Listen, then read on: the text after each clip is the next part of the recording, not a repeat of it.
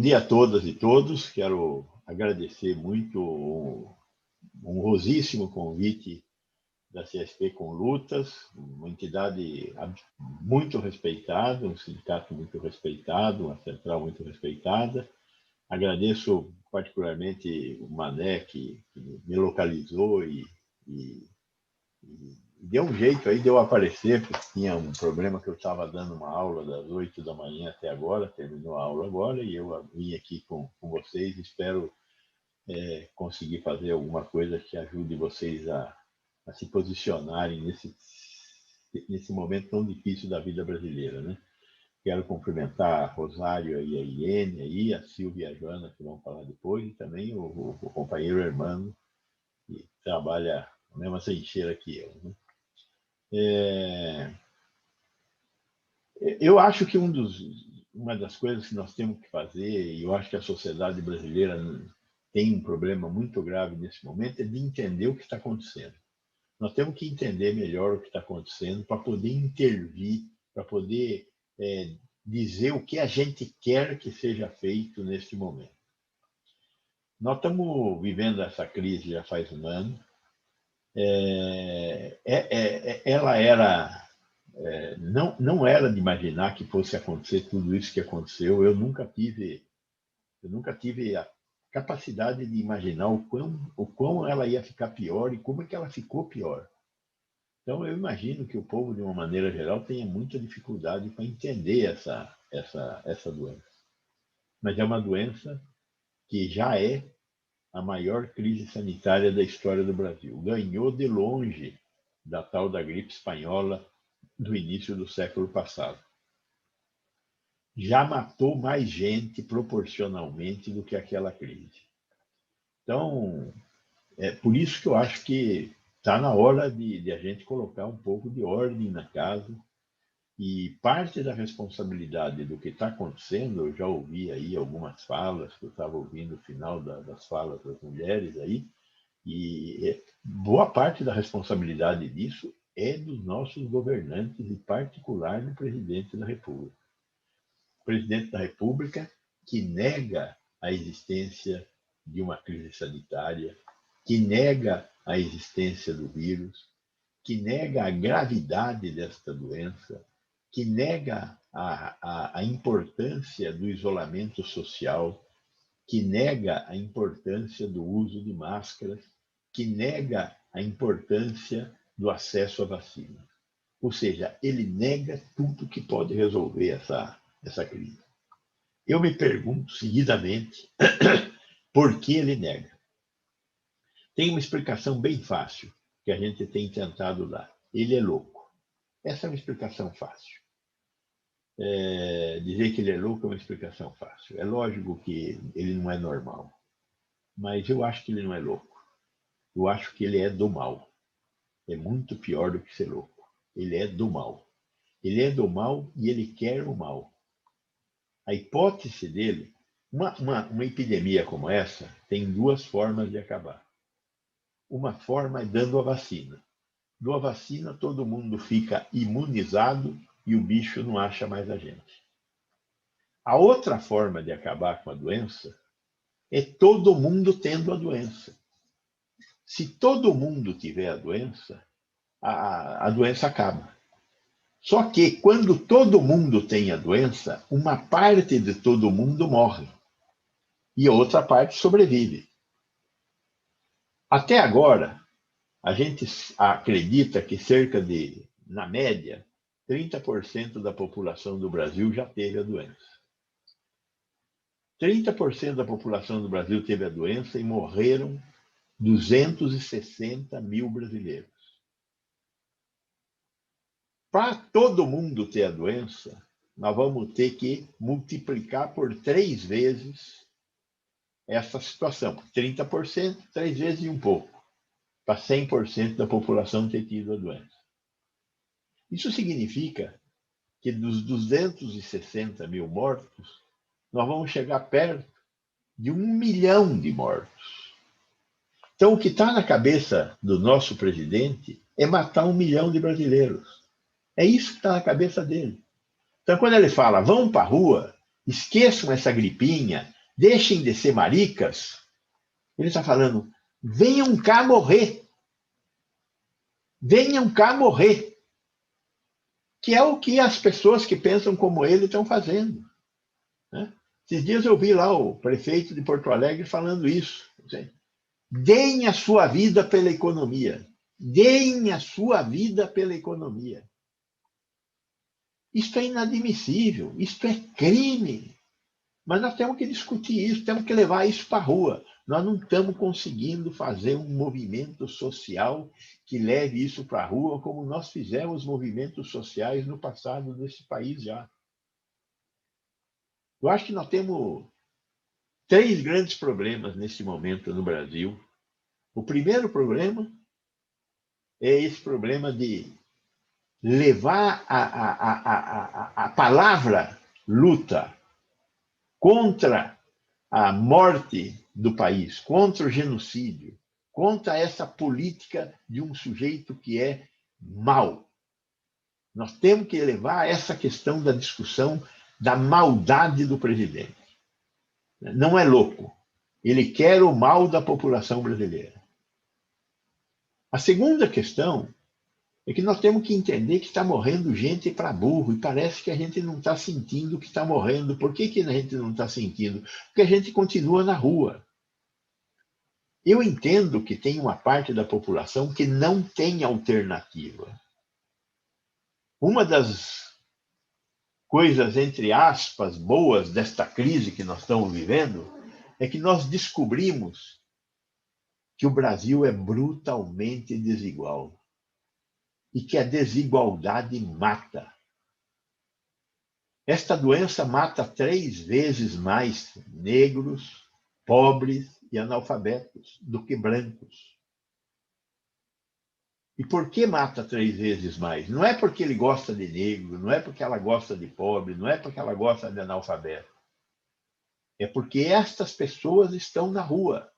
Por que elas estão na rua? Porque se elas não estiverem na rua, elas não encontram comida.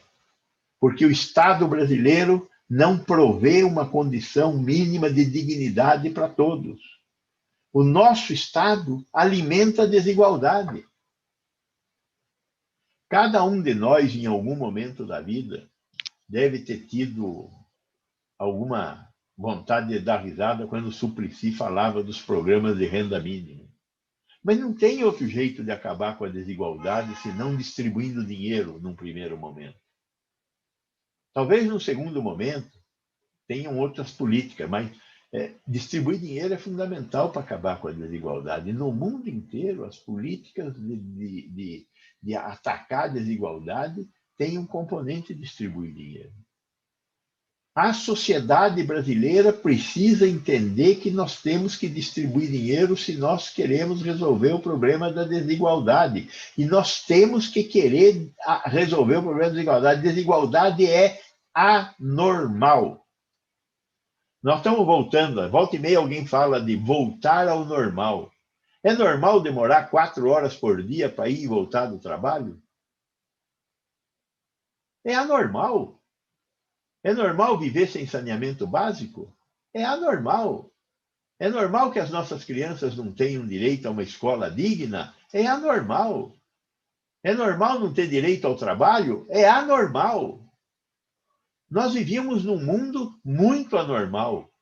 Aí esse vírus veio aqui e acordou a gente para essas anormalidades. Nós temos que sair disto melhor. E para sair disto melhor, nós temos que engatar uma luta pela igualdade aqui.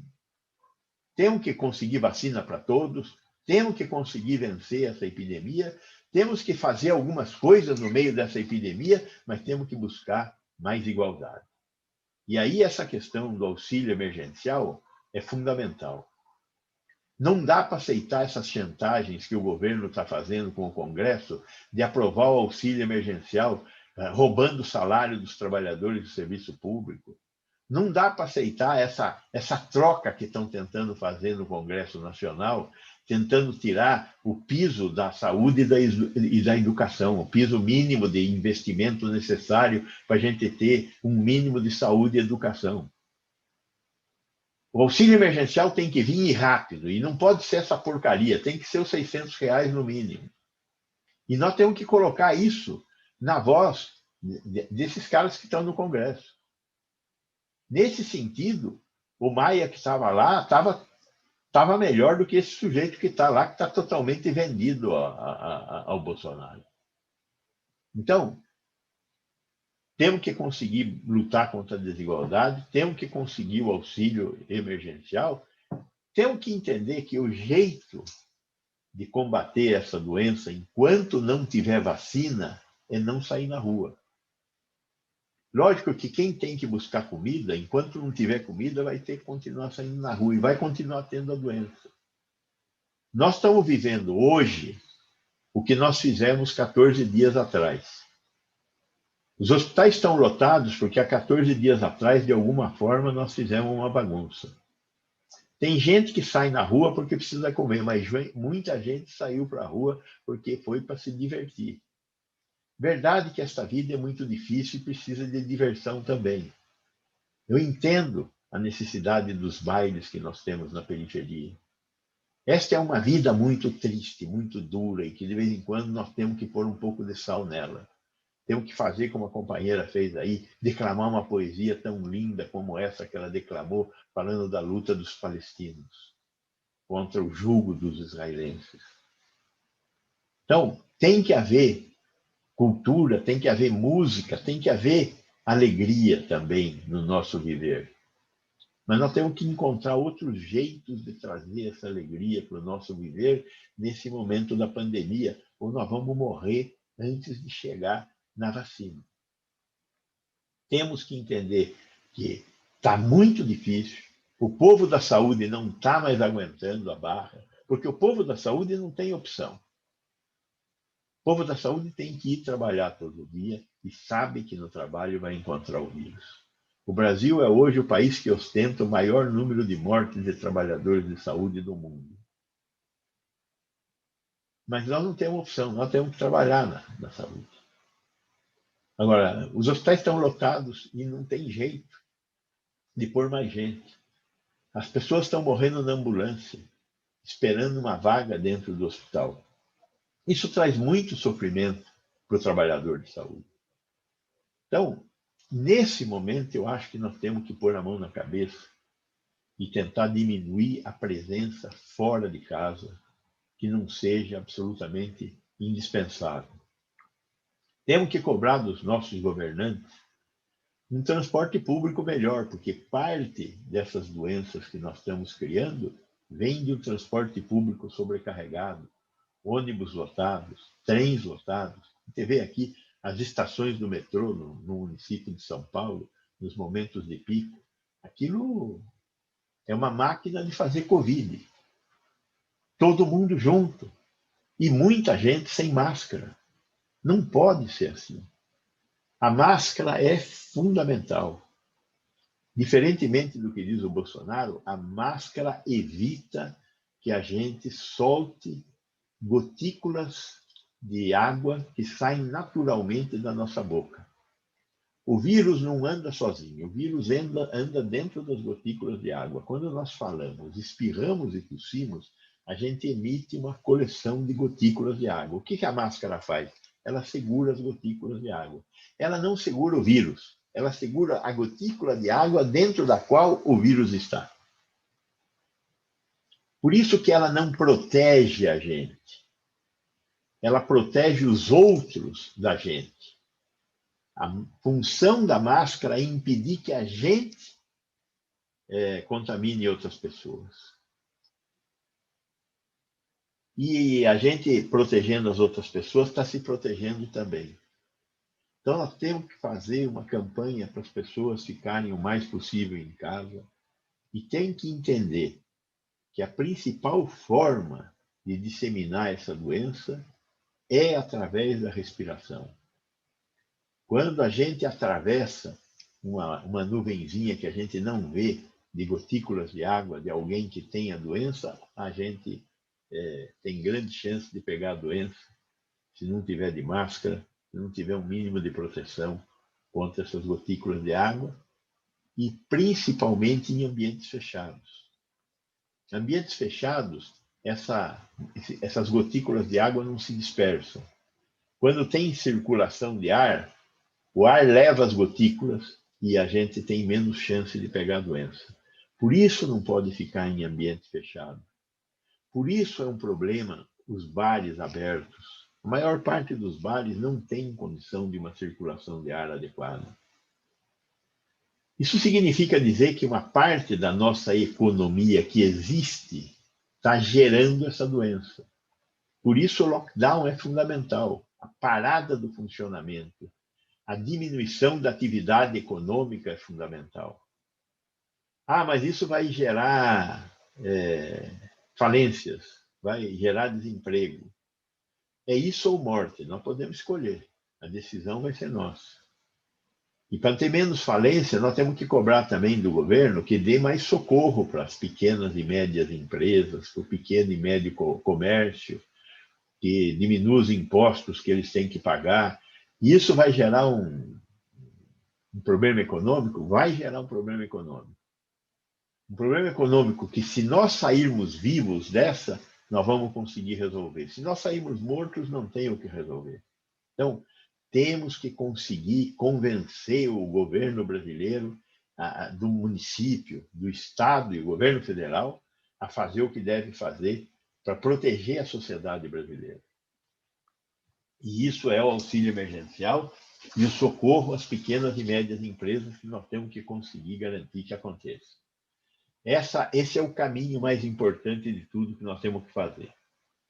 Diminuir o número de mortos, diminuir o número de casos, permitir que os hospitais funcionem um pouco melhor e que também atendam os outros problemas de saúde que nós continuamos tendo e que está parado por causa desse monte de pacientes com Covid que nós temos que atender. E o único jeito de reduzir isso é reduzindo os contatos, é sair menos na rua. E aí vem a questão que pode resolver essa crise sanitária, que é a vacina. Nós começamos a discutir vacina no Brasil muito tarde.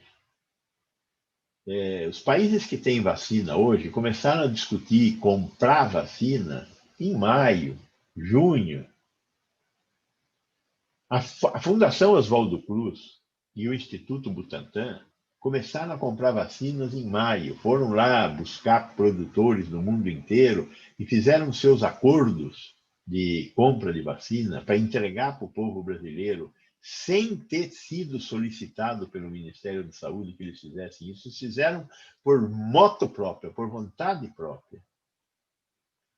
E conseguiram. A Fiocruz arrumou lá com a Universidade de Oxford e o Butantan conseguiu com uma empresa chinesa, a Sinovac, a possibilidade de trazer vacinas para o Brasil. Boas vacinas, boas vacinas. As melhores, boas vacinas. Não é das melhores, mas a vacina é um negócio que a gente tem discutido. Eu quero tomar aquela porque aquela é mais eficaz, como a gente está dizendo aí. É melhor. Eu quero tomar outra porque é melhor. A chance de virar jacaré com aquela é menor. Olha, vacina são diferentes. Mas, se todo mundo tomar vacina, elas ficam iguais. A vacina pode ser ótima, mas se só eu tomar vacina, eu não vou conseguir o efeito que nós queremos da vacina. Qual é o efeito que eu quero da vacina? Que o vírus pare de circular, que o vírus pare de matar pessoas. Só se todo mundo tomar vacina é que o vírus vai deixar de circular. Qualquer vacina que seja tomada por todos, o vírus para de circular. Qualquer vacina que seja tomada por uma parte da população, o vírus continua circulando. Qual é o problema do vírus continuar circulando? Que quem não tomou a vacina tem chance de morrer, primeiro. Segundo, que o vírus pode sofrer transformações. Isso é uma coisa difícil de entender, mas o vírus, nós também, todos nós ao longo da vida, todo mundo, sofre transformações. Do fato de viver, pelas agressões do meio ambiente, o sol, agrotóxicos, metais pesados, o tipo de trabalho que a gente faz, muda a nossa genética. Nós não morremos com a genética com a qual nós nascemos. Os vírus também não. Eles são transformados. Nesse processo de transformação, pode ser que eles fiquem piores. Então tem lá a tal da mutação de Manaus, da Amazonas. Essa mutação do Amazonas mudou o vírus. Nós hoje temos um vírus que anda mais rápido. Ele não mata mais. Ele anda mais rápido. Ele se dissemina mais rápido. Ele infecta mais pessoas do que o vírus normal. Ele é fruto de uma mutação. Parece que a mutação que aconteceu na Inglaterra e a mutação que aconteceu na África do Sul também tem essa consequência. Agora, hoje, já catalogados nos centros que fazem esses estudos da genética dos vírus, nós temos mais de 350 mutações. Mas são importantes as mutações, essas três, a amazonense, a inglesa e a da África do Sul. Por quê? Porque elas estão disseminando mais rápido o vírus. Uma coisa que podia acontecer, e que nós temos muito medo, é que uma mutação dessas transforme o vírus em um vírus resistente às vacinas que nós estamos desenvolvendo. Então, quanto mais rápido eu tiver vacina e quanto mais rápido eu disseminar a vacina, menor será a chance de ter uma transformação no vírus que o transforme em um bicho resistente às defesas que nós estamos construindo para eles agora. É isso. Então, temos que caminhar rápido para a vacina. Mas esse governo incompetente não foi atrás de vacina. Agora, em fevereiro, o Pazuello vem a público dizer: eu estou louco para comprar vacina. Ora, faça meu favor, né? O mundo inteiro está louco para comprar vacina. E não tem vacina. Por quê? Porque quem produziu vacina não produziu para não vender, produziu para vender. E lá atrás, em maio, uma parte importante da produção mundial de vacina já estava vendida. Ah, mas eles compraram sem saber que funcionava? Eles compraram sem saber que funcionava. A Fiocruz e o Butantan compraram sem saber que funcionava. A Fiocruz e o Butantan estão fazendo reforma de fábrica desde setembro. O registro foi concedido em dezembro. Desde setembro, eles estão pondo dinheiro para fazer fábrica de uma vacina que eles não sabiam que ia registrar. Mas é assim mesmo, tem que correr risco. E eles correram risco, e o mundo inteiro que tem vacina hoje, o Chile tem vacina. Quando começou a comprar vacina? Em maio. Por quê? Porque é assim. O México não tem vacina. Por quê? Porque também não mexeram a bunda da cadeira como este aqui não mexeu. Então, temos que buscar vacina. Quais são as vacinas? Eu acho que a fundamental é a da AstraZeneca e da Sinovac, da Butantan e da Fiocruz, que estão aí. Quantas vacinas eles têm? Eles têm capacidade de entregar 350 milhões de doses este ano. Quanto nós precisamos? Precisamos um pouco mais do que isso. Estamos no bom caminho. Ainda tem o acordo com a União, com a Organização Mundial da Saúde, que vai trazer mais 40 milhões de doses no segundo semestre. Agora, se esse governo conseguisse comprar um pouco de vacina a mais da Janssen e a outra vacina da Pfizer, seria melhor. Porque um pouco de vacina a gente vai perder. A gente está vendo como é que esse ministério está sendo incompetente para aplicar vacina. Nós conseguimos aplicar 8 milhões de doses de vacina até agora. 8 milhões de doses. Teve dia, nos bons tempos de funcionamento do Ministério da Saúde, de em um sábado a gente vacinar 18 milhões de pessoas. Nós temos 38 mil salas de vacina no Brasil funcionando. Essas 38 mil salas de vacina, com um pé nas costas e com as duas mãos amarradas, faz 40 milhões de doses em um mês. Todo ano nós fazemos a vacinação da gripe. A vacinação da gripe acontece em 3 meses, são 80 milhões de doses. O ano passado fizemos 80 milhões de doses. O Brasil sabe vacinar, mas precisa de governo para isso. E não tem governo. Não tem governo. Veja que esses idiotas confundiram a sigla do Amazonas, que é AM, com as siglas do Amapá, que é AP. Mandaram a vacina do Amazonas para o Amapá e a vacina do Amapá para o Amazonas. De repente vai lá, abre o avião, tem 2.000 vacinas chegando em Manaus e 70.000 vacinas chegando no Amapá. Esses idiotas. Então, temos um problema grave de governo. Os estados e os municípios têm que tomar a frente dessas coisas. Nós temos que cobrar dos nossos prefeitos, dos nossos governadores, para que eles criem uma união. É difícil criar uma união, porque muitos desses governadores, muitos desses prefeitos são bolsonaristas de carteirinha também, negacionistas, que acham que essas porcarias de hidroxicloroquina, de ivermectina funcionam. Não funciona. Depois, quem sabe, a gente pode até explicar o que está acontecendo com esses produtos. Mas não funciona. Está provado que não funciona. Assim como essa porcaria que 10 caras estão indo gastar o nosso dinheiro lá em Israel, também não vai funcionar. Esse spray nasal que deram para 30 pessoas. Ok. Então, nós temos que conseguir vacina e temos que brigar para ter vacina. Temos que pôr o nosso trem na rua para brigar por ter vacina. E temos que brigar para mudar um pouco esse negócio de como vai dar as vacinas. Professor tem que ser vacinado já. Tem categorias que têm que ser vacinadas antes até do que velho. Então, temos que entender o que está acontecendo. E entendendo o que está acontecendo, com o conhecimento, armados pelo conhecimento, mudar a história. É isso que nós temos que fazer. Acho que este evento aqui é um evento fundamental para criar conhecimento e vontade de transformação. É muito difícil, é muito difícil. Estamos falando do impossível, mas só transforma o impossível em impossível quem sabe como transformar a realidade. Acho que esta é a função desse nosso debate aqui hoje. O que eu tentei trazer para vocês foi um pouco de informação das coisas que eu sei. É lógico que eu não sei muito mais. Espero que o Hermano seja capaz de melhorar o que eu estou trazendo para vocês. Muito obrigado e vou ficar aqui com vocês até o final.